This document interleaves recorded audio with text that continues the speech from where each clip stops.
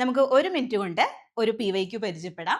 The Punnapra Vayalar revolt took place in 1946 against the administration of which Dewan of Travancore?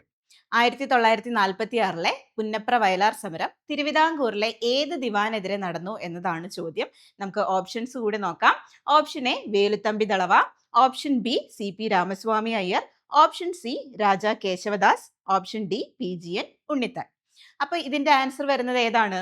ഓർത്തിരിക്കുക, CP Ramaswamy Iyer ആണ് ഇതിന്റെ ഉത്തരമായിട്ട് വരുന്നത് കേട്ടോ. അപ്പോൾ ഓർക്കുക, 1946 പുന്നപ്ര വയലാർ സമരം നടന്നത്. ഇത് തുലാം പത്ത് സമരം എന്ന പേരിലും അറിയപ്പെടുന്നു. അതുപോലെ തന്നെ പുന്നപ്ര വയലാർ സമരത്തിൽ പങ്കെടുത്ത മുൻ മുഖ്യമന്ത്രി ആരാണ് എന്ന് ചോദിച്ചാൽ VS അച്യുതാനന്ദൻ ആണെന്ന് ഓർക്കുക. അതുപോലെ മുദ്രാവാക്യവും ഓർത്തിരിക്കുക, അമേരിക്കൻ മോഡൽ അറബിക്കടലിൽ. ഇതുപോലുള്ള കൂടുതൽ വീഡിയോസിനായി ചാനൽ ഫോളോ ചെയ്യുക. Download now CC Learning app.